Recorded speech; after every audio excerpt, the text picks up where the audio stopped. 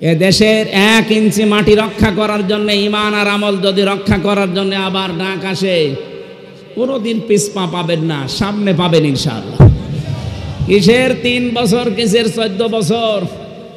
এদেশে যদি কিয়ামত পর্যন্ত ছেলে থাকা লাগে, ফাঁসি হয়, তারপরও প্রতিবেশীর এরকম আচরণ মেনে নেওয়া হবে না ইনশাআল্লাহ। ওরা পারে না পাকিস্তানের সাথে, পারে না চীনের সাথে, পারে না মায়ানমারের সাথে, পারে না নেপালের সাথে। আমাদের নরম পেয়েছে, ওখানে মার খায় আর আমাদের উপরে প্রতিশোধ নেয়। যেখানে যেখানে মার খায় দেখেছেন, পাকিস্তানের বর্ডারে মার খায়, চীনের বর্ডারে মার খায়। আর এই মার খাওয়া দৃশ্যগুলো ওরা সিনেমা বানায় বলিউডে। আল্লু অর্জুন, রামচরণ, প্রভাস, মনে করছেন হুজুর কিছু জানেন, সব খবর আমার কাছে আছে। এদেরকে দিয়ে সিনেমা বানিয়ে ওইটা হিট করায় সারা বিশ্বে, ওই টাকা দিয়ে মুসলমান ধ্বংস করার জন্য ব্যবহার। বাংলাদেশে শুধু কিছু আলেমরা হুঙ্কার দিয়েছে যে কয়েকটা কর্মসূচি সরকার হাতে নেন, দেখেন ঠান্ডা হয়ে যাবে। মুশরিক যারা তারা, ওরা এত ভয় পেয়েছে, বলছে আমাদের 7 সিস্টার আবার হারিয়ে যায় কি? হারিয়ে না, সত্যিই খান খান হয়ে যাবে। ডক্টর মোহাম্মদ ইউনূস ক্ষমতা পাওয়ার পরে প্রথম কথা এইটা, যে এই দেশকে যদি কেউ অস্থিতিশীল করার চেষ্টা করে, তাহলে তার দেশের 7 সিস্টার স্থায়ী থাকবে না। আমরা আশা করব আপনারা প্রতিবেশীর মতো থাকবেন। এদেশের সবাই আপনাদের কাছে সমান, কেন একটা দলকে আপনারা টানবেন? এদেশে কি ওনারাই শুধু আমরা মানুষ না? কথা বলেন না কেন? এই জন্য আমরা আপনাদেরকে উত্তম প্রতিবেশী দেখতে পাই, যদিও এটা আশা করা ভুল। কারণ যারা খনিকে আশ্রয় দেয়, গণহত্যার সাথে ওনারা জড়িত, এটা প্রমাণ হয়ে গেছে। এতদিন পর্যন্ত যাদের নামে মিথ্যা মামলা, ধর্ষণ বলেন আর হত্যা বলেন আর আগুন লাগানো বলেন, এই মামলা দিয়ে যাদেরকে ফাঁসি দিয়ে দিলেন, এদের নামে সাক্ষী ছিল না। কারণ সাক্ষী দিতে হয় দেখে দেখে, তারা সব শুনে শুনে সাক্ষী দিয়েছে। কথা বলে না কেন? জন্ম নিয়েছে 75-এ, সাক্ষী দিচ্ছে 71-এ। ও মায়ের পেটেও আসেনি, সাক্ষী দিল কি করে? কিন্তু এখন যাদের নামে গণহত্যার মামলা, এ মানুষগুলোর কিন্তু সাক্ষী শোনা না, সব দেখা সাক্ষী। ভিডিও ফুটেজ আসে না। আমারে যদি মিথ্যা মামলা দিয়ে আপনি 3টা বছর জেল খাটাতে পারেন, 160টার উপরে অলরেডি মামলা হয়ে গেছে। 1.5 বছর করে এক একটা মামলায় যদি রায় হয়, কব্বরে চলে যাবে। সুতরাং ওখানে বসে বসে জেলা আমির যেটা বলছিলেন, এই ষড়যন্ত্র করবেন না। আর আমরা পাগল, ষড়যন্ত্রে পা দিতে চান কোন কারণে? ওদের ষড়যন্ত্র পা দেওয়া যাবে না। আমি এসপি সাহেবের কাছে আজকে কথা বললাম, উনি বলছিল মানুষকে জানাবেন, এই দেশে বিভিন্ন ইস্যু তৈরি করে যারা বাইরের দেশ থেকে এদেশকে অশান্ত করার জন্যে উস্কানি দিচ্ছে, তাদের উস্কানিতে যেন কেউ এই ফেসবুকের ফাঁদে পা না দেয়। আমরা সব ঠিক আছি, কিছু মানুষও শৃঙ্খল আছে, সবাই তো এক না।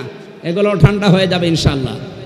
ওরা মনে করছে আমরা দুর্বল হয়ে গেছি। আরে ভাই, যেদিন পড়েছি ইন্না সলাতি ওয়া নুসুকি ওয়া মাহইয়ায়া ওয়া মামাতি লিল্লাহি রাব্বিল আলামিন, সেদিনে জীবন আল্লাহকে দিয়ে দিয়েছি।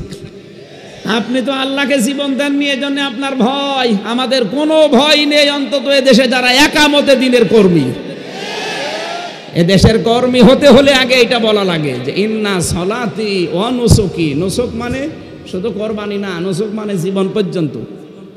এখানে 3টা অর্থ পাওয়া যায়। নুসুক মানে হজের ক্রিয়াকলাপ, নুসুক মানে ইবাদত বন্দেগী, নুসুক মানে ত্যাগ তিতিক্ষা। কোরবানি ইবাদত বন্দেগী আমরা যা করব সব আল্লাহকে অলরেডি দিয়ে দিয়েছি। সুতরাং এই জীবনটা এখন আমাদের কাছে আমানত। এখন বোনাস লাইফে আছি। কারণ 16 সালে হজ করার সময় দেখলাম আমাদেরকে যিনি দায়িত্বে আছে বলছিলেন, নিজের পোশাক খুলে আপনারা সাদা পোশাক পরেছেন, এটা শুধু এহরামের কাপড় না, এটা কাফনের কাপড়।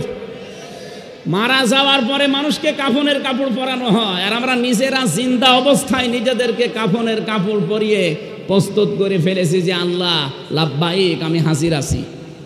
সুতরাং আমরা যারা সত্যি ইন্না সলাতি ওয়া নুসুকি পড়ে ফেলেছি, তাদের জীবন অলরেডি আল্লাহকে আমরা আমানত দিয়ে দিয়েছি।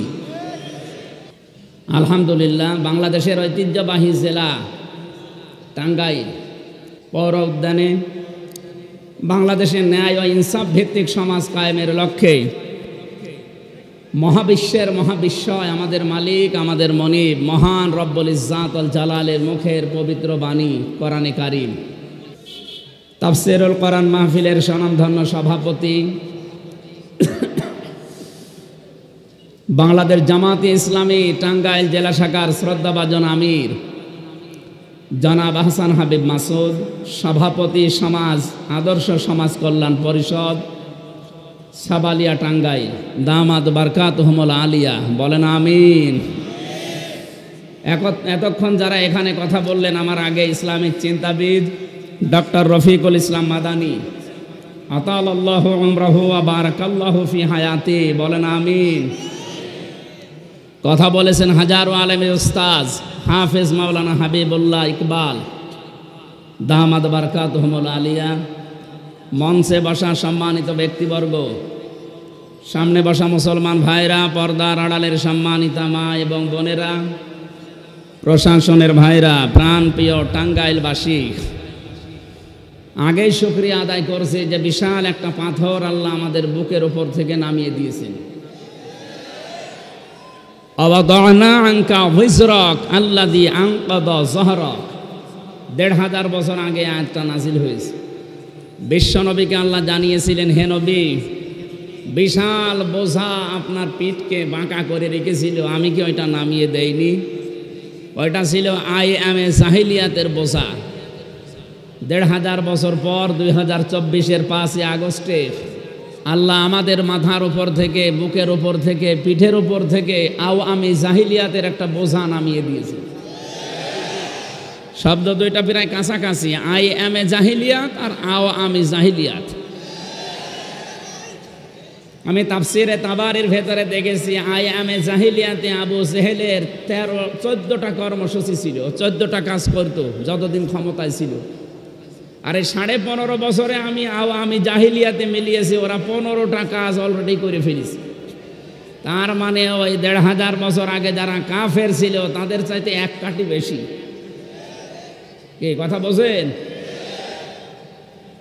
বিশাল বোঝা আল্লাহ যে নামিয়ে দিলেন, শুধু নামিয়ে দিয়েই শেষ করে দেননি। আল্লাহ বলেন, ফাতিলকা বুয়ুতুহুম খাওবিয়াতাম বিমা যালামু, এই সেই ঘরগুলো। বাইতুন না দিয়ে বুয়ুত বহু বচন দিয়েছেন, হোম জমির দিয়েছেন। সূরা নাহাল 52 নম্বর আয়াত, 19 নম্বর পারা, 20 নম্বর পৃষ্ঠা, 7 নম্বর লাইনে আছে। এটা আধুনিক তাফসিরে পাবেন। এই আমি এখনো কথা শুনতে পাচ্ছি, কথা বলা যাবে না ভাই। দাঁড়িয়ে থাকেন বললাম, বসে থাকেন, জায়গা যদি কোনো জায়গায় পান শুয়ে পড়েন, কিন্তু কথা বলবেন না। আমার অনুরোধ, হাতে পায়ে ধরছি, কথা বলবেন না। কোরআন শুনতে এসে কথা বললে গুনাহ হবে। ফাস্তামিউ লাহু আনসিতু, শোনা তো লাগবে, চুপ থাকা লাগবে। কে বলছেন? না আমি বানালাম। আল্লাহ বলেন শোনাও লাগবে, চুপ থাকাও লাগবে, দুইটাই তোদের জন্য ফরজ। লাআল্লাকুম তুরহামুন, তাহলে এখানে রহমত নাজিল হবে। আর আমরা যারা বলতে আসি, আমাদের আল্লাহ কিছু দায়িত্ব দিয়েছে, আমরা ওইটা সামনে নিয়ে কথা বলবো ইনশাআল্লাহ। যে কথা বলছিলাম, আল্লাহ তাআলা যেন হাতের আঙ্গুল দিয়ে এভাবে আমাদেরকে দেখাচ্ছেন, ফাতিলকা বুয়ুতুহুম খাওবিয়াতাম বিমা যালামু। আল্লাহ পাক বলেন, এই সেই ঘর, খাওবিয়াতান, আমি উজাড় করে দিয়েছি, পরিত্যক্ত বানিয়ে দিয়েছি, জনশূন্য করে দিয়েছি, সার শূন্য করে ফেলেছি। বিমা যালামু, তাদের জুলুমের কারণে।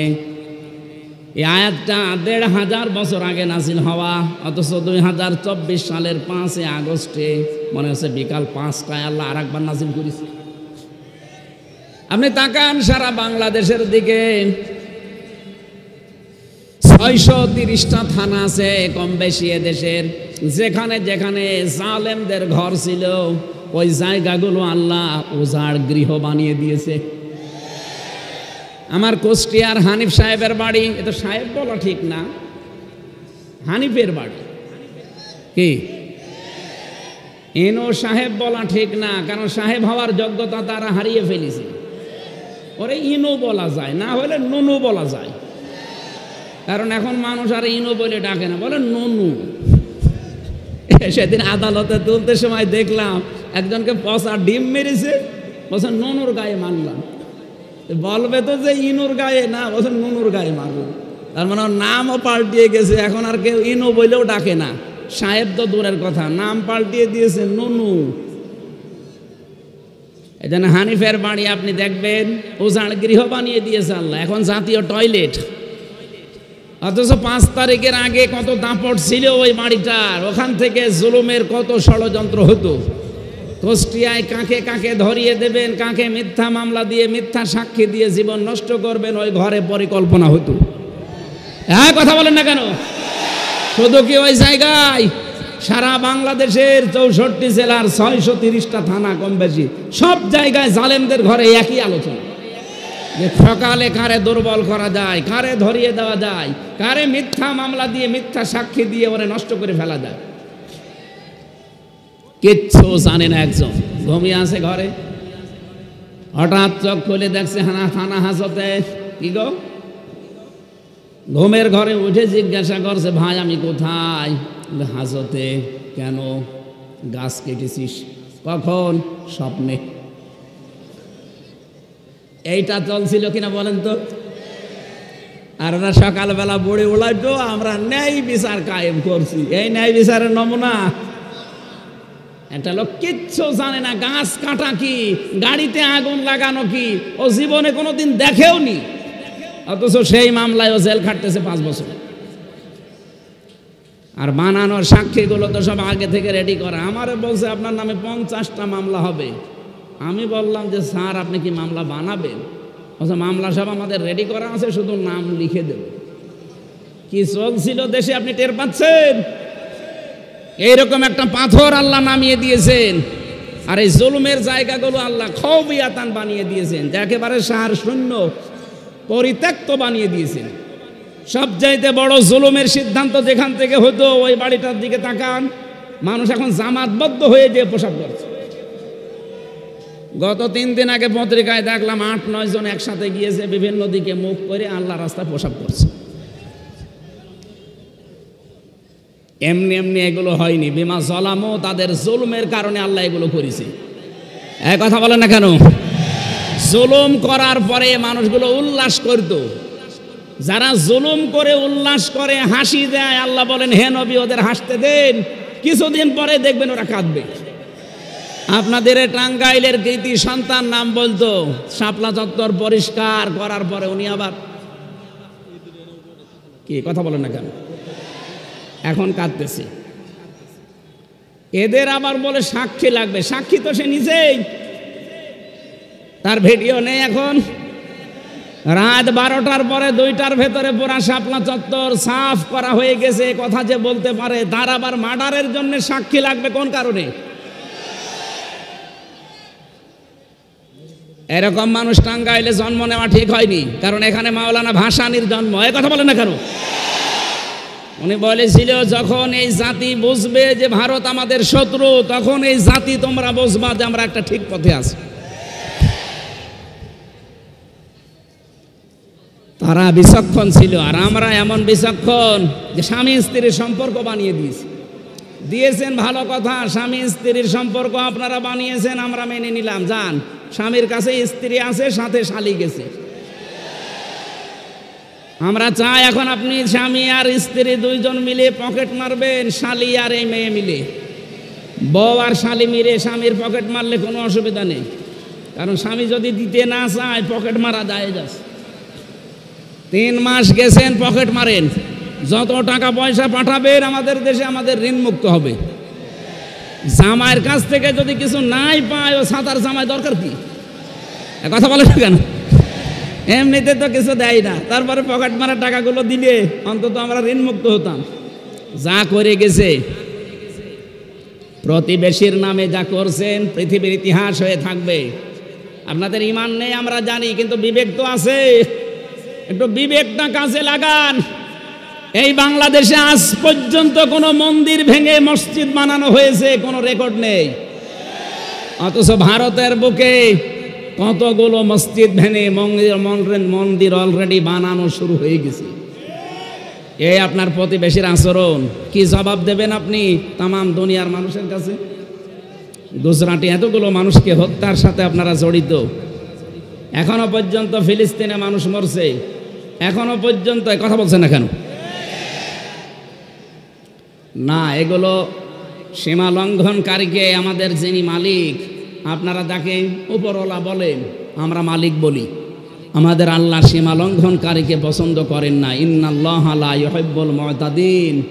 আপনারা থামবেন, নয়তো হাসি যা আরম্ভ করেছেন অট্ট হাসি, এ হাসি কিন্তু বেশি দিন থাকবে না। আমি আজকে সকালে একটা টক শো শুনছিলাম কলকাতার, 45 মিনিট, ওখানে প্রায় 7 জন, ওরা সব উদ্রেক প্রকাশ করছে, সব আতঙ্কে আছে। বাংলাদেশে শুধু কিছু আলেমরা হুঙ্কার দিয়েছে যে কয়েকটা কর্মসূচি সরকার হাতে নেন, দেখেন ঠান্ডা হয়ে যাবে। মুশরিক যারা তারা, ওরা এত ভয় পেয়েছে, বলছে আমাদের 7 সিস্টার আবার হারিয়ে যায় কি? হারিয়ে না, সত্যিই খান খান হয়ে যাবে। ডক্টর মোহাম্মদ ইউনূস ক্ষমতা পাওয়ার পরে প্রথম কথা এইটা, যে এই দেশকে যদি কেউ অস্থিতিশীল করার চেষ্টা করে তাহলে তার দেশের 7 সিস্টার স্থায়ী থাকবে না। আমরা আশা করব আপনারা প্রতিবেশীর মতো থাকবেন। এদেশের সবাই আপনাদের কাছে সমান, কেন একটা দলকে আপনারা টানবেন? এদেশে কি ওনারাই শুধু আমরা মানুষ না? কথা বলেন না কেন? এই জন্য আমরা আপনাদেরকে উত্তম প্রতিবেশী দেখতে পাই, যদিও এটা আশা করা ভুল। কারণ যারা খনিকে আশ্রয় দেয়, গণহত্যার সাথে ওনারা জড়িত, এটা প্রমাণ হয়ে গেছে। এতদিন পর্যন্ত যাদের নামে মিথ্যা মামলা, ধর্ষণ বলেন আর হত্যা বলেন আর আগুন লাগানো বলেন, এই মামলা দিয়ে যাদেরকে ফাঁসি দিয়ে দিলেন, এদের নামে সাক্ষী ছিল না। কারণ সাক্ষী দিতে হয় দেখে দেখে, তারা সব শুনে শুনে সাক্ষী দিয়েছে। কথা বলে না কেন? জন্ম নিয়েছে 75-এ, সাক্ষী দিচ্ছে 71-এ। ও মায়ের পেটেও আসেনি, সাক্ষী দিল কি করে? কিন্তু এখন যাদের নামে গণহত্যার মামলা, এ মানুষগুলোর কিন্তু সাক্ষী শোনা না, সব দেখা সাক্ষী। ভিডিও ফুটেজ আসে না। আমারে যদি মিথ্যা মামলা দিয়ে আপনি 3টা বছর জেল খাটাতে পারেন, 160টার উপরে অলরেডি মামলা হয়ে গেছে। 1.5 বছর করে এক একটা মামলায় যদি রায় হয়, কব্বরে চলে যাবে। সুতরাং ওখানে বসে বসে জেলা আমির যেটা বলছিলেন, এই ষড়যন্ত্র করবেন না। আর আমরা পাগল, ষড়যন্ত্রে পা দিতে চান কোন কারণে? ওদের ষড়যন্ত্র পা দেওয়া যাবে না। আমি এসপি সাহেবের কাছে আজকে কথা বললাম, উনি বলছিল মানুষকে জানাবেন এই দেশে বিভিন্ন ইস্যু তৈরি করে যারা বাইরের দেশ থেকে এদেশকে অশান্ত করার জন্যে উস্কানি দিচ্ছে, তাদের উস্কানিতে যেন কেউ এই ফেসবুকের ফাঁদে পা না দেয়। আমরা সব ঠিক আছি, কিছু মানুষ উশৃঙ্খল আছে, সবাই তো এক না, এগুলো ঠান্ডা হয়ে যাবে ইনশাল্লাহ। ওরা মনে করছে আমরা দুর্বল হয়ে গেছি। আরে ভাই, যেদিন পড়েছি ইন্না সলাতি ওয়া নুসুকি ওয়া মাহইয়ায়া ওয়া মামাতি লিল্লাহি রাব্বিল আলামিন, সেদিনে জীবন আল্লাহকে দিয়ে দিয়েছি। আপনি তো আল্লাহকে জীবন দেননি, এজন্য আপনার ভয়। আমাদের কোনো ভয় নেই, অন্তত এদেশে যারা একামতে দিনের কর্মী। এদেশের কর্মী হতে হলে আগে এটা বলা লাগে যে ইন্না সলাতি ওয়া নুসুকি। নুসুক মানে শুধু কোরবানি না, নুসুক মানে জীবন পর্যন্ত। এখানে 3টা অর্থ পাওয়া যায়। নুসুক মানে হজের ক্রিয়াকলাপ, নুসুক মানে ইবাদত বন্দেগী, নুসুক মানে ত্যাগ তিতিক্ষা। কোরবানি ইবাদত বন্দেগী, আমরা যা করব সব আল্লাহকে অলরেডি দিয়ে দিয়েছি। সুতরাং এই জীবনটা এখন আমাদের কাছে আমানত। এখন বোনাস লাইফে আসি। কারণ 16 সালে হজ করার সময় দেখলাম আমাদেরকে যিনি দায়িত্বে আছে বলছিলেন, নিজের পোশাক খুলে আপনারা সাদা পোশাক পরেছেন, এটা শুধু এহরামের কাপড় না, এটা কাফনের কাপড়। মারা যাওয়ার পরে মানুষকে কাফনের কাপড় পরানো হয়, আর আমরা নিজেরা জিন্দা অবস্থায় নিজেদেরকে কাফনের কাপড় পরিয়ে প্রস্তুত করে ফেলেছি যে আল্লাহ লাব্বাইক, আমি হাজির আছি।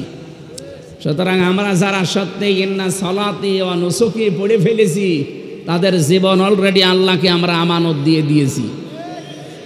এ দেশের 1 ইঞ্চি মাটি রক্ষা করার জন্য, ঈমান আর আমল যদি রক্ষা করার জন্য আবার ডাক আসে, কোনোদিন পিছপা পাবেন না, সামনে পাবেন ইনশাআল্লাহ। কিসের 3 বছর, কিসের 14 বছর? এদেশে যদি কিয়ামত পর্যন্ত জেলে থাকা লাগে, ফাঁসি হয়, তারপরও প্রতিবেশীর এরকম আচরণ মেনে নেওয়া হবে না ইনশাআল্লাহ।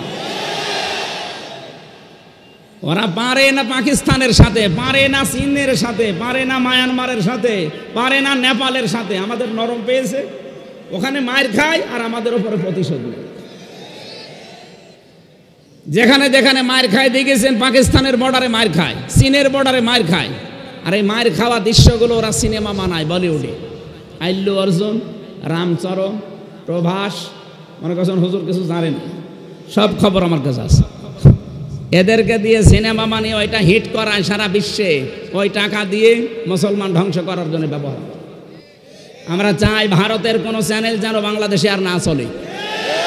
ওদের কোনো সিনেমা, নাটক, থিয়েটার আমাদের দরকার নেই। আমাদের সিনেমা তৈরি হবে ইরানের মতো, যেখানে শিক্ষা পাওয়া যায়। এই কথা বলেন না কেন? সিনেমা বানিয়েছে, মায়ের খেয়ে খেয়ে ওইটা দিয়ে সিনেমা বানায় আর আমাদের দেখায়, ওই টাকা নিয়ে আবার আমাদের ওপরে বর্ডারে ঝুলিয়ে রাখে ফেলানির লাশ। এক কথা বলেন না কেন? এই জন্য শেরে বাংলা একে ফজলুল হক এখন ঘরে ঘরে তৈরি হয়ে গেছে। মাওলানা ভাসানী এখন এদেশের ঘরে ঘরে আছে। অধ্যাপক গোলাম আজম, ভাষা সৈনিক, এদেশে এখন ঘরে ঘরে তৈরি হয়ে গেছে। সুতরাং উল্টা পাল্টা ভাবার আর সময় নেই। ওদের যদি এতই ক্ষমতা থাকতো তে পালাইতো না। আন্দাজে উস্কানিতে পা দিয়ে নিজের পেছনে লাল করবেন না। একবার একটু করেছিল, আর্মিতে এমন পিটানো পিটিয়েছে, ওই 3 দিনে শুনলাম গোপালগঞ্জ থেকে ঢাকা যদি কেউ বাসে আসে, দাঁড়িয়ে আসলে 1000, বসে আসলে 300। বসবেন কি করে? পেছনে তো উল্টা পাল্টা হয়ে গেছে। এই জন্য এরকম উস্কানিতে আর কেউ পা দেবেন না। দেয় যদি ওনার আপনজন যারা আছে তারা দিক। কথা বলেন না কেন? কোরআনে কারিম আমরা যারা শুনতে এসেছি, এই জল খাওয়াতাম বিমা জলামু দিয়ে আল্লাহ আমাদেরকে জানিয়েছেন, ওদের জুলমের কারণে যদি ওদের বাড়ি ঘর পরিত্যক্ত করে দিতে পারি, ইন্না ফি যালিকা লা আয়াতান, এখানে লামে তাকিদ। আলেম যারা আছে জিজ্ঞাসা করেন, আল্লাহ বলেন ইন্না ফি যালিকা লা আয়াতাল লিকাওমিন ইয়ালামুন, অবশ্যই এর ভেতরে শিক্ষা আছে। এই যে জালেমদের যে অবস্থা করেছি, কোন মানুষ যদি আবার জুলুম করে, লিকাওমিন ইয়ালামুন, যারা জ্ঞানী সম্প্রদায় তাদের জন্য এখানে শিক্ষা হচ্ছে এই, ওরা 15.5 বছরে একেবারে মাটি থেকে শুরু করে আসমান পর্যন্ত পুরা শিকড় ওরা সব জায়গায় গেঁথে ফেলেছিল। পিয়ন থেকে শুরু করে একেবারে উনি পর্যন্ত পুরাটাই ওনাদের সাজানো।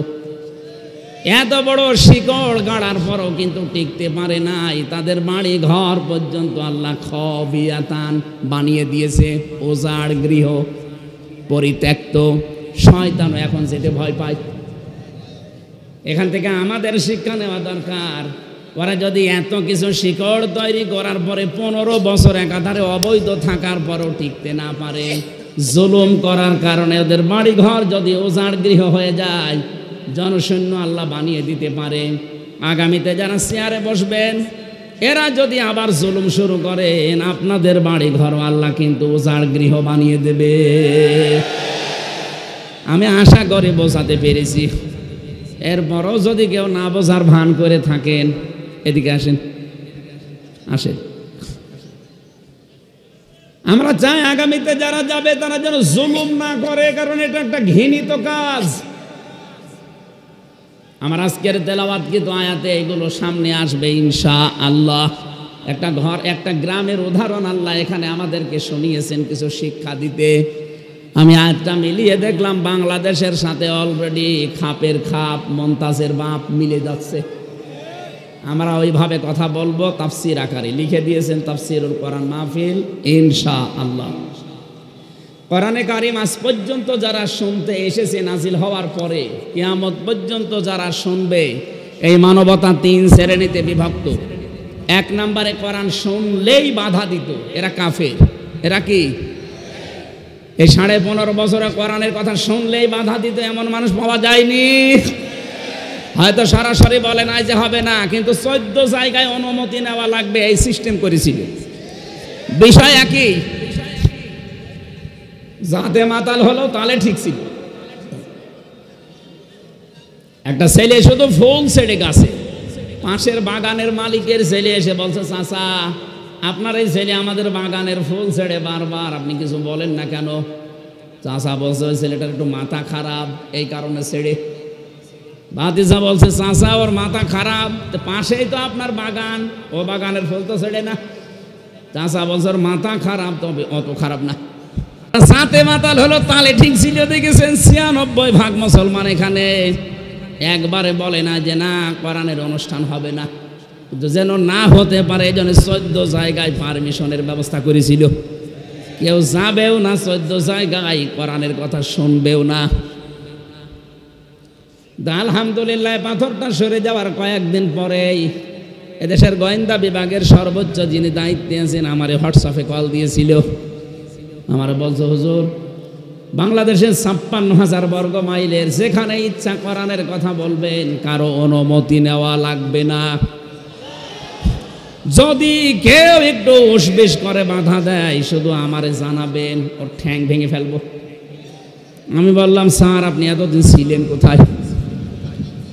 আমি নতুন দায়িত্ব পেয়েছি, আমি একজন মুসলমান, মুসলমানের দেশে অন্যান্য ধর্মের কথা বলতে যেমন কোনো বাধা নেই, ৯৬% মুসলমানের দেশে আল্লাহর কোরআনেও কোনো বাধা থাকবে না। কোরআনে কারিম শুনলেই বাধা দেয়। ১ নম্বরে আল্লাহ জানিয়েছেন এরা কাফের, সূরা হামিম সেজদা ২৬ নম্বর আয়াতটা দলিল। ২ নম্বরে কোরআন শুনতে আসে, বিশ্বাসও করে, কিন্তু যখন দেখে যে এগুলো আমার সাথে মিলছে না তখন আস্তে করে কেটে পড়ে। এর নাম মুনাফিক। এর নাম বলেন বলেন। সূরা নিসা ৬১ নম্বর আয়াতে এই তথ্য আছে। এখানে যারা এসেছেন অধিকাংশ মানুষ আমরা বিশ্বাস করছি কোরআন আল্লাহর কিতাব। কোরআন কার কিতাব? হামজা এসেছে কুষ্টিয়া থেকে, ও বানিয়ে বলবে না, যা বলবে কোরআন থেকে বলবে, এইটাও বিশ্বাস করে। কিন্তু যখন দেখে যে না একই বলছে তো আমার সাথে মিলছে না, তখন আস্তে করে পেছন দিক থেকে কেটে পড়বে। দেখেন কোনটা ওঠে, ওই যে একটা চলে যাচ্ছে। শুধু পোশাক পায়খানা আর বিড়ি খাওয়া বাদ দিয়ে কেউ যেতে পারবেন না। বিড়ি খাওয়ার নেশা যদি খুব লাগে খেয়ে চলে আসবেন, কিন্তু একেবারে চলে যাবেন না, খেয়ে আবার চলে আসবেন। আসবেন তো? অবশ্যই ইনশাল্লাহ। তার মানে ও খাবে। কি চেলায় আসলাম না, এটা ছেড়ে দেওয়া দরকার ভাই। ছাগলেও খায় না এটা, আর আপনি খান। আপনি ছাগল, আশা করছি ছেড়ে দেবেন, ওই বদ অভ্যাস বাদ দেবেন। তাহলে মুনাফিক হচ্ছে তারা যারা কোরআনে কারিম শুনতে আসে, বিশ্বাস করে, কিন্তু যখন নিজের সাথে দেখছে না এগুলো তো মিলছে না, আস্তে করে কেটে পড়বে। আমি জেলে যাওয়ার আগে একবার খুলনা, ওটা রূপসা থানায় এক মাহফিলে সভাপতি আমার কানের কাছে এসে বলছে, হুজুর এখানে রাজনৈতিক দলের বিভিন্ন লোকজন আছে, আপনি মাটির নিচের ওয়াজ করেন। ঠিক আছে, তো মাটির নিচে সর্বপ্রথম প্রশ্ন হবে মার রব্বুকা, তোমার রব কে? এই প্রশ্নের জবাব যদি কেউ দিতে চায় তাহলে দুনিয়ায় তার 5টা জিনিস মানা লাগবে। কয়টা বলেন না কেন? 1 নম্বরে রব মানে সৃষ্টিকর্তা হিসাবে আপনি কাকে মানবেন? 2 নম্বরে রব মানে মাবুদ, যিনি ইবাদত পাওয়ার যোগ্য। 3 নম্বরে রব মানে আইনদাতা। 4 নম্বরে রব মানে অভিভাবক। 5 নম্বরে রব মানে পথ প্রদর্শক। শুধু বানিয়েই শেষ করে দেয়নি, পথ দেখিয়েছে। এই 5টা বিষয় যারা আল্লাহকে মেনে নিতে পারবে দুনিয়ায়, তারা কবরে যেয়ে বলতে পারবে রব্বি আল্লাহ। একটা একটা করে যে ব্যাখ্যা দিয়েছি, সৃষ্টিকর্তা, মাহবুদ, আইনদাতা। আল্লাহর আইনে দেশে চলে তো বস হুজুর মাটির নিচের ওয়াজ দরকার নেই, উপরের ওয়াজ করে। উপরে কি হবে তাহলে? আফা গায়রা দীনিল্লাহি ইয়াবগুন ওয়ালাহু আসলামা মান ফিস সামাওয়াতি ওয়াল আরদ তাওআ ওয়া কারহা ওয়া ইলাইহি ইরজাউন। তোমাদের কি হয়েছে? কোন দিকে দৌড়াচ্ছ? তোমরা কি আল্লাহর দিন বাদ দিয়ে অন্য কোনো কিছু তালাশ করো? অথচ আকাশ জমিনে যা আছে সব ইচ্ছায় অনিচ্ছায় আল্লাহর সামনে মাথা নত করে দিয়েছে, ফিরে আসা লাগবে তার কাছে। তাহলে আমরা এখনো পর্যন্ত এই জমিনে মাটির উপরে যারা আছি, আল্লাহর দিন বাদ দিয়ে কোন দিনের দিকে দৌড়াচ্ছি? কবরের দ্বিতীয় প্রশ্নে মা দীনুকা, তোমার দিন কি? কেউ যদি এ কথা বলতে চায় দীনুন আল ইসলাম, তাকে দুনিয়ায় 5টা জিনিস মানা লাগবে। কয়টা? আরো জোরে। 1 নম্বরে আত্মসমর্পণকারী হওয়া লাগবে। 2 নম্বরে উন্নত চরিত্রের অধিকারী হওয়া লাগবে। 3 নম্বরে আকীদা শুদ্ধ করা লাগবে। 4 নম্বরে ইখলাস লাগবে আপনার প্রতিটি কর্মে। 5 নম্বরে লেনদেন স্বচ্ছ থাকতে হবে দুনিয়ায়। এই 5টা বিষয় যদি দুনিয়ায় মানতে পারেন, আপনি কবরে যেয়ে বলতে পারবেন দীনুন আল ইসলাম। এবার আমারে বলছো হুজুর এসব দরকার নেই, আপনি পরিবার নিয়ে বলেন।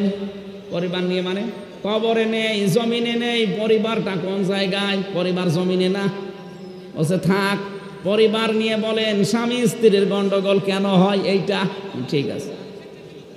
বিশ্ববিদ্যালয়ে দেখতাম 45 মিনিট 50 মিনিট ক্লাস নেওয়ার পরে 4-5টা প্রশ্ন করত যে আপনি আসলে বুঝেছেন কিনা। তা আমি যে আধা ঘন্টা 1 ঘন্টা কথা বলবো, এরপরে যদি 2টা প্রশ্ন করি, একটাও যদি জবাব দিতে না পারেন, তা আমার বেকার খালি বকবক করা হবে না? আপনি কবরে যে বলতে চাচ্ছেন যে আমার রব আল্লাহ, আমার রব্বুকা রব্বি আল্লাহ, বলতে পারবেন না। 5টা বিষয় দুনিয়ায় মানা লাগবে। মা দিনুকা, তোমার দিনটি বলতে পারবেন না। আমি লাইভ দেখছিলাম, মনে হয় কি ডক্টর রফিকুল ইসলাম চলে গেছে, উনি মনে হয় এই পয়েন্টটা বলেছিলেন যে খালি জোব্বা গায়ে দিয়ে পাগড়ি মাথায় দিয়ে বুজুর্গর নাম করো, অথচ পৃথিবীতে কত অন্যায় হচ্ছে প্রতিবাদ করাকে দুনিয়ার কাজ মনে করো। দাঁত খুলে ফেলবে আল্লাহ। বন্টামি করার জায়গা পাও না, তোমার ইমানই তো নেই। ইমানের যে ক্যাটাগরিগুলো বলছিলেন না, জালিকা আদাফুল ঈমান, তার ইমানের সর্বনিম্ন পর্যায়ে যে মনে মনে ঘৃণা করে, ঘৃণা তো করেই না, আরো জালেমদের সাপোর্ট দিয়েছে। আবার বলে যে আমি বুজুর্গ, আমি হক্কানি, বিশাল জব্বা ওনার মতো গায়ে দিয়ে মনে হচ্ছে কি আসমান থেকে পালিয়ে এসেছে। আপনি মা দীনুন আল ইসলাম যদি বলতে চান, অবশ্যই আপনাকে 5টা বিষয় দুনিয়ায় দেখাতে হবে যে আমি মানি। আপনার আনুগত্য নেই, আপনার ইখলাস নেই, আপনার আকীদার বিশুদ্ধতা নেই, উন্নত চরিত্র তো বালাই নেই, লেনদেন স্বচ্ছ নেই, কিভাবে বলবেন দীনুন আল ইসলাম? 3 নাম্বারটা তো আরো কঠিন। মান হাজার রাজুল, এই লোকটা কে ছিল? আপনি যদি বলতে চান হাজা নাবিয়্যুনা মুহাম্মাদুর রাসূলুল্লাহ, 2টা বিষয় মাস্ট বি আপনাকে মানায় লাগবে।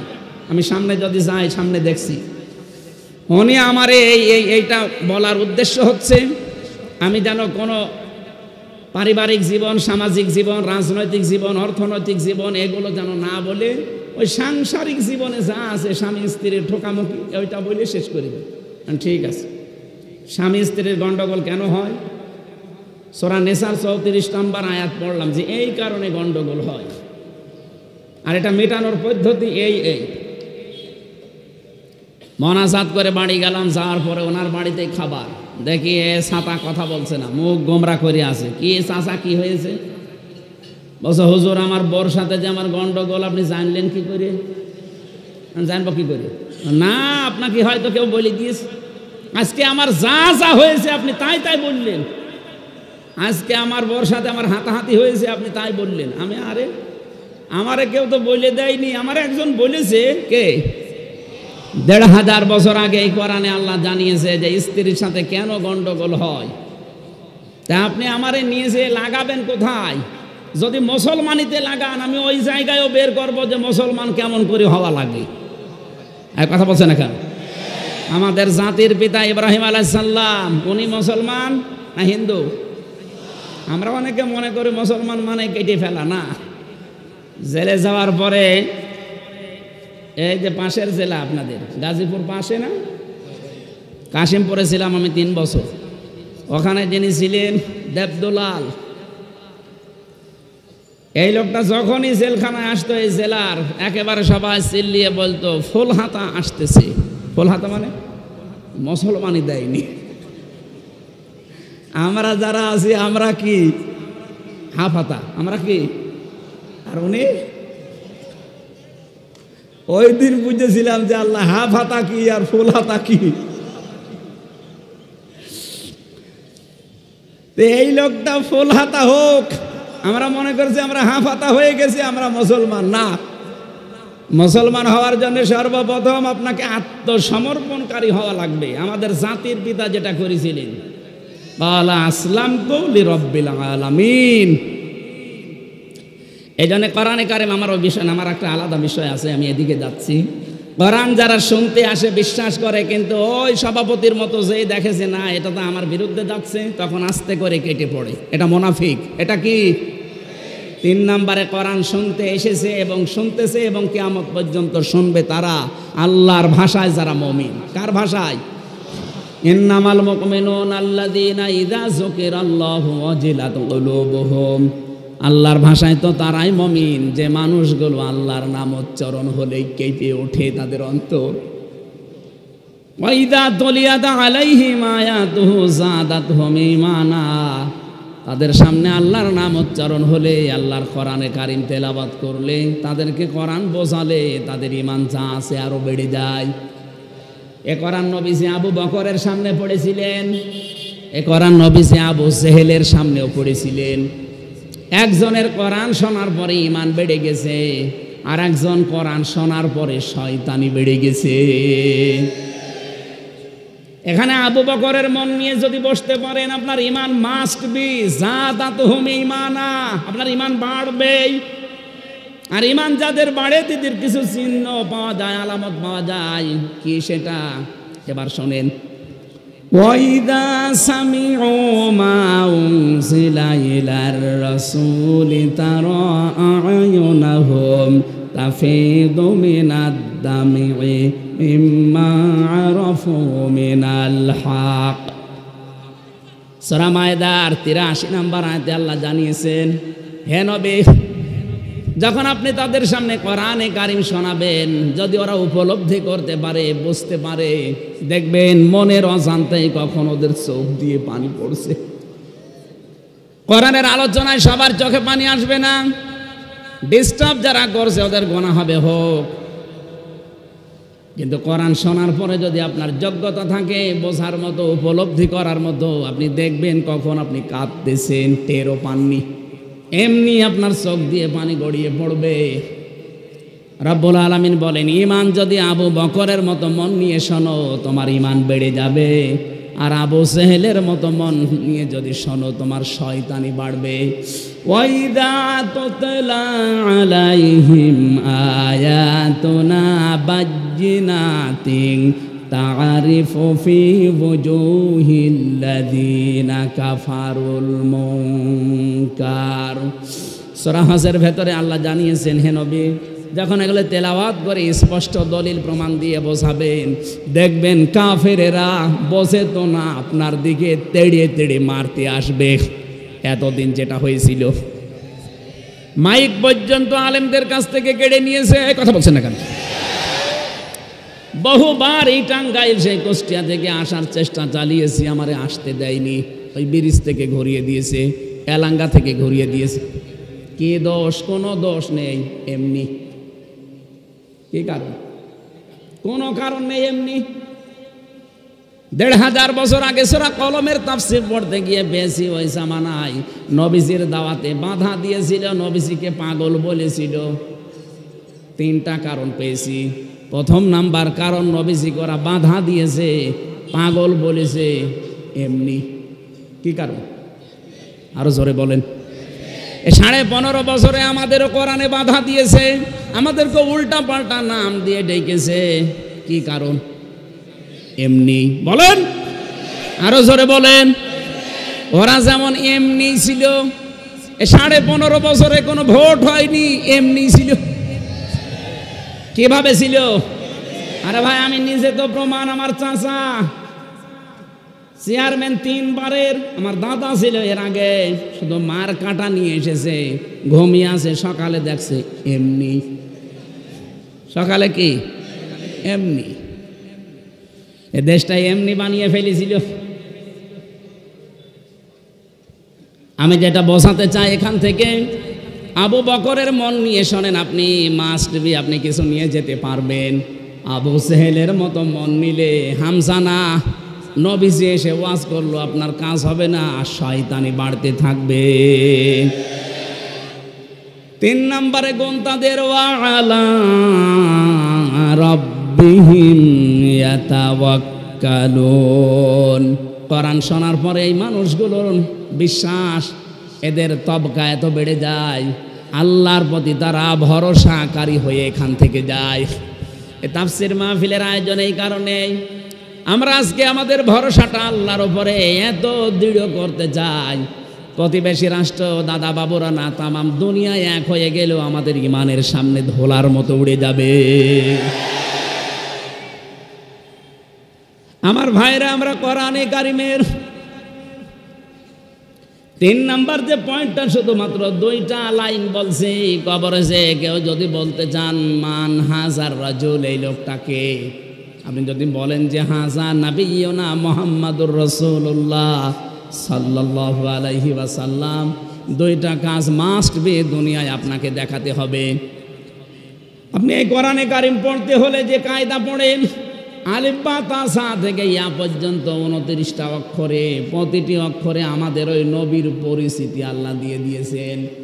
আলিফ দিয়ে আহমাদ, বা দিয়ে বাশির, তা দিয়ে মুত্তাকি, সা দিয়ে মুদ্দাসির, জিম দিয়ে জামিল, হা দিয়ে হামিম, খ দিয়ে খাতামান নবিয়্যিন।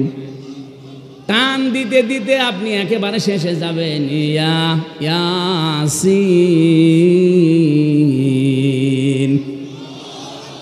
ইয়া হরফে নেদা, সিন মানে সাজ্জেদ। তাফসিরে কাবিরের ভেতরে সিন শব্দের 5টা অর্থ আল্লামা ফখরুদ্দিন রাজি রহমতুল্লাহ আলাইহি দিয়েছেন। আল্লাহ পাক নিজে ঘোষণা দিচ্ছেন ইয়াসিন, হে নেতা। সিন মানে সাজ্জেদুল আলামিন, সিন মানে সাজ্জেদুল বাশার, সিন মানে সাজ্জেদুল কাউনাইন, সিন মানে সাজ্জেদুল মুরসালিন, সিন মানে সাজ্জেদুল আম্বিয়া। এর এক একটা অক্ষরের ভেতরে হাজার হাজার কথা আছে। যত গবেষণা করবেন তত নতুন জিনিস পাবেন। আমার আলোচনার বিষয় একটা, এই জন্য আমি শুধু ইঙ্গিত দিলাম। আজ যারা আল্লাহর ঘোষণা দেওয়া নেতা ইয়াসিন, বিশ্বনবীকে যারা নেতা মানেন না, অন্য কাউকে যারা নেতা মানেন, আপনি বিশ্বাস করতে পারেন কবরে যে আপনি ধরা খাবেন। কারণ নবীজিকে আল্লাহ দেখিয়ে বলবে মান হাজার রাজুল, এই লোকটাকে আপনি বলতে পারবেন না। বলবেন লা আদরি, লা আদরি, আমার জানা নেই। যদি আপনি দুনিয়াতে বিশ্ব নবীর আদর্শে যারা চলে তাদেরকে নেতা মেনে চলতে পারেন, তাদের আদর্শ মতো চলতে পারেন, আপনি কবরে গিয়ে বলতে পারবেন হাজা নাবিয়ুনা মুহাম্মাদুর রাসূলুল্লাহ। আমরা তো এইটাই চাই, আপনি যেন ধরা না খান কবরে। কথা বলেন না কেন? আল্লাহ আমাদেরকে যেন বাঁচিয়ে দেন, দয়া করে বলেন আমিন। সূরা নাহাল, এটা আয়াতের তাফসীর করতে হলে 8-9টা বিষয় সামনে থেকে বলা লাগে। এর নামকরণ কি, এর ঐতিহাসিক প্রেক্ষাপট কি, এর বাংলা মাতৃভাষায় অর্থ কি হবে, এগুলো সব আলাদা আলাদা করে বলা লাগে। এর আগের আয়াত পরের আয়াতের সাথে সম্পর্ক কি, এগুলো তাফসিরের মূলনীতি, উসুলে তাফসির। আমার যেহেতু এখন এশার পরে আবার সেই মধুপুরে যে ওঠা লাগবে, এই জন্য আমি খুব তাড়াতাড়ি করছি। সব বাদ দিয়ে আয়াতের ভেতরে প্রবেশ করলাম। আল্লাহ আমাদেরকে এবার একটা উদাহরণ দিচ্ছেন, উপমা দৃষ্টান্ত। অদরাবাল্লাহু মাসালান কারিয়াতান কানাত আমিনাতাম মুতমাইন্না। আল্লাহ একটা গ্রামের উদাহরণ দিলাম, যে গ্রামটা ছিল নিরাপদ এবং নিশ্চিন্ত। ওই গ্রামে কেউ বসবাস করলে ওখানে নিরাপদে থাকতে পারতো এবং নিশ্চিন্তে। তাফসিরে মুফাসসির দিয়েছেন ইবনে কাসিরে, এটা হচ্ছে মক্কা। এটা কি, আমি কেন বলছি বারবার এই কথাগুলো, এখান থেকে কিছু শিক্ষা নিয়ে আসবে। এবার আপনি 47-এর আগে দেশটার দিকে তাকান। যাই ছিলাম, আমি ইতিহাস পড়ে যা দেখেছি, আমরাও নিরাপদেই ছিলাম। কথা বলেন না কেন? এই দাদাদের চক্রান্তে ওই সময়ে দেশটা, ওনাদের থেকে পাকিস্তান আর আমরা 2টা ভাগ হয়ে গেলাম। এরপরে দেখেন এই যে 71 সালে ষড়যন্ত্র করে আমরা যেন দুর্বল হয়ে থাকি, এই কারণে পাকিস্তান থেকে আমাদেরকে ওরা আলাদা করে দিয়েছে। ওনারা পাকিস্তান থেকে আমাদেরকে আলাদা করে দিয়েছে, এই জন্য নাকি সারা জীবনের ওনারা আমাদের বন্ধু। ওনারা কি বলেন না কেন? পাকিস্তান থেকে মাত্র 1টা ভাগ আমরা বের হয়ে গেছি। এই জন্যে যারা করে দিল এই কাজ, আমাদেরকে যারা আলাদা করে দিল পাকিস্তান থেকে, তারা যদি আমাদের বন্ধু হয়। ডক্টর ইউনূস উনি চাচ্ছে 7 সিস্টারের মাধ্যমে ভারত যেন আরো 7 ভাগ হয়। আপনারা 1 ভাগ করে যদি বন্ধুর দাবি করেন, আমরা তো 7 ভাগ করে দেওয়ার চেষ্টায় আছি। আমরা কত বড় বন্ধু আপনি টের পাচ্ছেন? আরে ভাই, আপনি 1 ভাগ করে যদি সারা জীবনে বলতে পারেন আমরা তোমাদের বন্ধু, আমরা কয় ভাগ করব? 7 সিস্টার, 7 ভাগ করার চেষ্টায় আছি। আপনার বড় বন্ধু আমরা। এখান থেকে আল্লাহ বলেন ইয়াতিহা রিজকুহা রাগাদাম মিন কুল্লি মাকান।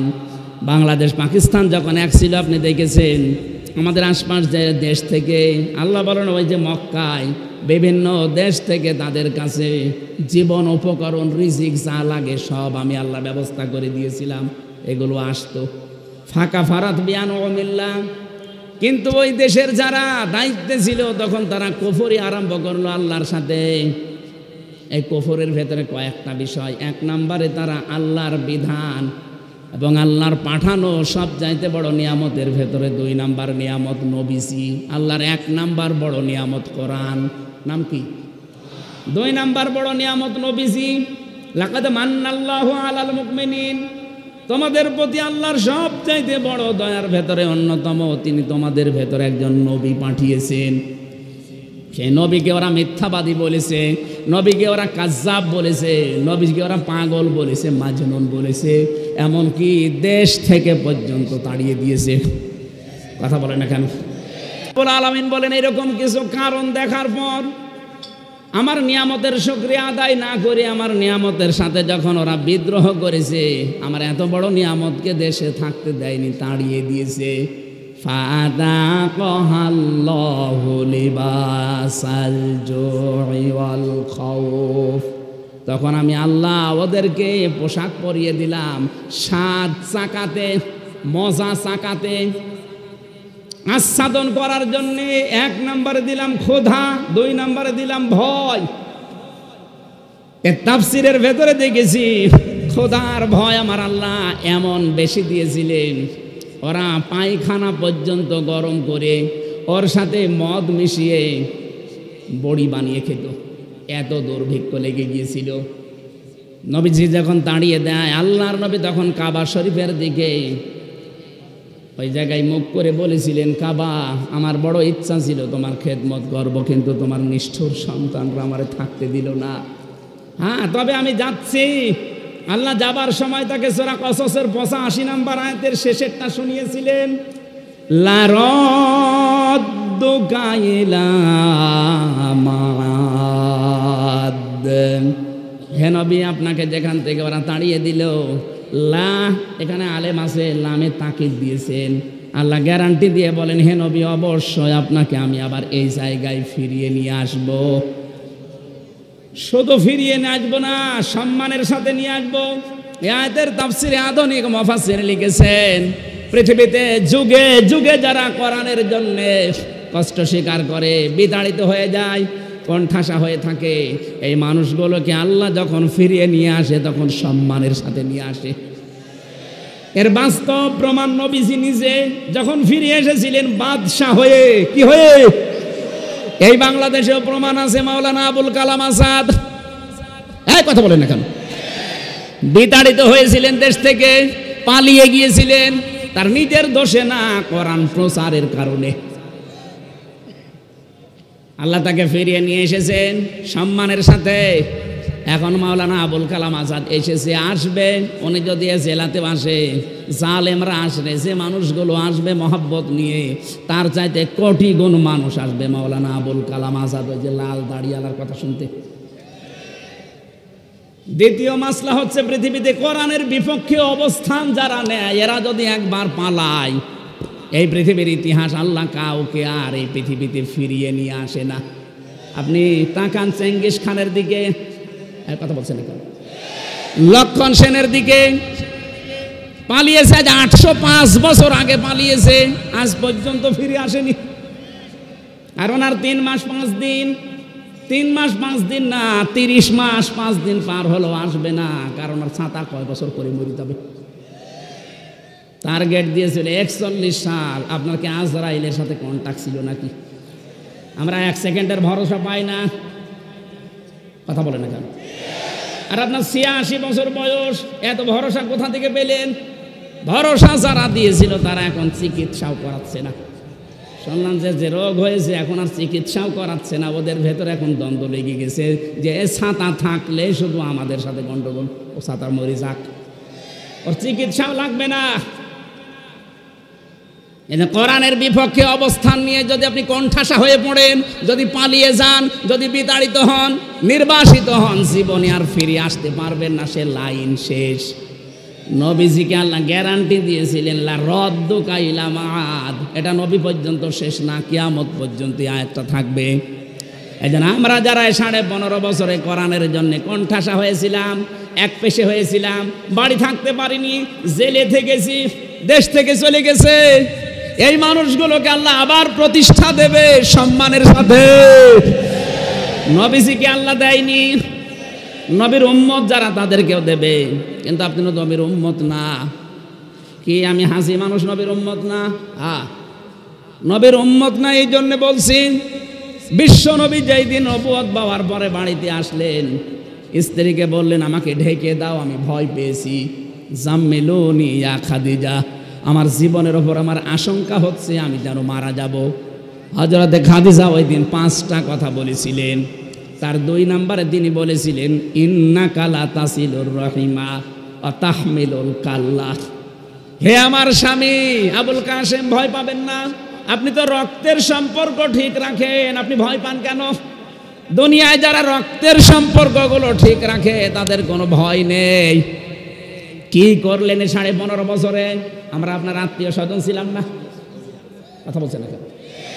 আপনি মিলান যে কোনো কায়দায় আমরা আত্মীয় স্বজন ছিলাম, এই জন্যে কেউ ভাবি, কেউ আপা, কি বলতাম না? আমরা আপনাকে আপা বলে ডাকতাম, আর রংপুরের বিভাগের লোক আপনাকে ভাবি বলে ডাকত। কেউ কেউ মানুষ কন্যা নাম দিয়েছিলাম।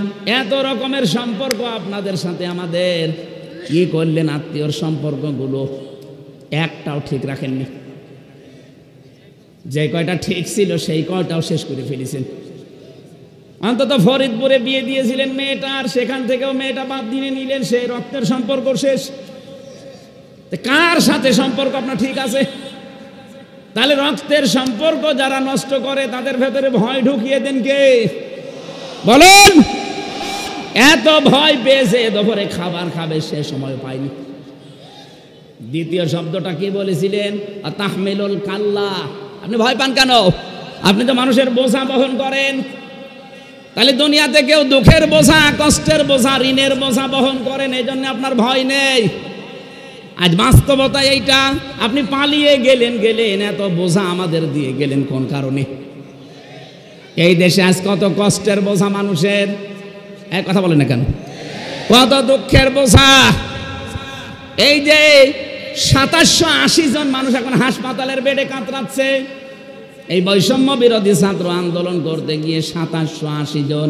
কেউ হাত হারিয়েছে, কেউ পা হারিয়েছে, কেউ চোখ হারিয়েছে, কেউ অন্ডকোষ হারিয়েছে। এই মানুষগুলো তার পরিবারের কাছে, মা বাবার কাছে, ভাই বোনের কাছে, এরা বোঝা না? এই বোঝাটা দিয়ে গেলেন তো আপনি। চলে যখন যাবেন, আর কয়দিন আগে যেতে পারলেন না। চলে যদি যাবেন, এতগুলো বোঝা দিয়ে গেলেন কেন? এদেরকে এখন কে টানবে? তার মা বাবা কিভাবে টানবে? তার ভাই বোন, তার স্ত্রী স্বজন, এমনকি সমাজের লোক, দেশের লোক। এতটুকু বোঝা দিয়ে গেলেও হতো না। আজকে ডক্টর ইউনূস বলেছে দেশটাকে হাসিনা একেবারে শেষ করে দিয়েছে।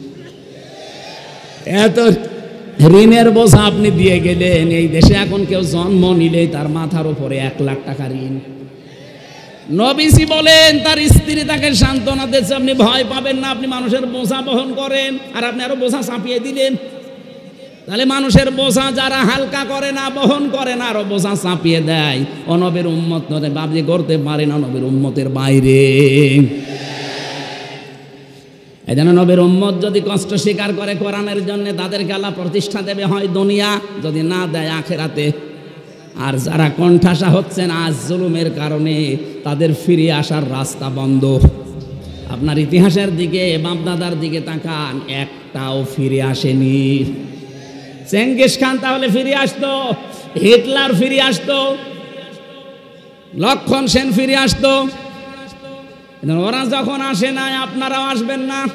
আর আপনারা না আসলে আমরা খুশি। আমরা চাই অন্তত হস্ত করেছেন হাজী সাহেব, আল্লাহ বিল্লাহ করে বাকি জীবন কাটান। তাও কিয়ামতের ময়দানে হয়তো হাসির কাতারে দাঁড়াতে পারবেন। আর যা আরম্ভ করেছেন হাসির কাতারে না, শেষ পর্যন্ত দেখা যাবে আবু জেহেলের কাতারে দাঁড়িয়ে আছে। আল্লাহ রাব্বুল আলামিন বলেন, তারা আমার নিয়ামতগুলো পাওয়ার পরে যখন নবীকে পর্যন্ত দেশে থাকতে দেয়নি, আর 15.5 বছরে আল্লাহর নিয়ামতগুলোর সাথে কি করলেন? নবী এখন নেই, নবীর ওয়ারিস আছে আলেম। কথা বলেন না কেন? এই আলেমদের সাথে কি করেছেন আপনি? আমি তো নিজে সাক্ষী। আমি ছোট হই খাটো হয়, আমার নামের আগে তো একটু আলেম লেখা আছে। আমার মাজার উপরে দড়ি লাগিয়ে আমার পায়ের সাথে ডান্ডা বেড়ি দিয়ে, তবে একটা না 2 পায়ে দিয়ে আবার এই মাজার সাথে আবার আরেকবার আটকিয়ে দেয়, পেছনে হাত হ্যান্ডকাপ দিয়ে বেঁধে মনে হচ্ছে গরু টেনে নিয়ে যাচ্ছে। এটা তো আমার উপর গেল, বাকি আলেমদের অবস্থা তো আরা খারাপ করেছিলেন। মাওলানা মামুনুল হক কি করেছেন, তারে হুইল চেয়ারে করে নিয়ে যাওয়ার একটা ব্যাপার। 3টা বছর লোকটা আমার পাশে ছিল। আমি সত্যি করে বলছি, লোকটা ভালো মানুষ আমার দৃষ্টিতে, কারণ 3 বছর এক ঘরে আমি দেখেছি লোকটার ইমান, লোকটার আমলের ভার কত। আমি একটা যুবক মানুষ, আমিও তো হাফেজ, 1-1.5 পারা পড়লে আমার পায়ে ব্যথা করে, অথচ ওনার বয়স 50, আমার বয়স 33। আমার এখন 33 আর ওনার মনে হয় 53। ওই সময় 52 ছিল, এখন আর 1 বছর হয়ে গেছে। ওনার 53, আমার 33, আমার বাড়িতে 20 বছরের বড়। অথচ এক রাকাতে লোকটা প্রায় 1.5 পারা, 2 পারা, 3 পারা করে পড়তো। লোকটার ইমানের তুলনায় আমলও ভালো, লোকটা আসলে ব্যবহার আচারও ভালো, কারণ বাবা ভালো। তো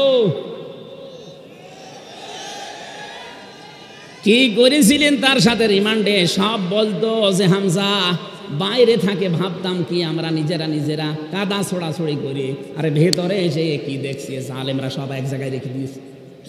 এবার যদি জীবনে বাইরে যেতে পারিও সব বাদ, সব আমরা আগে এক হব। এই জন্য আমি চেষ্টা চালাচ্ছে, কিছু কিছু ফেউ লেগে আছে পেছনে, যারা এতদিন মুনাফিকি করেছে, যারা কওমি জননী নাম দিয়েছে, তাদের কারণে পেরিয়ে দিচ্ছে।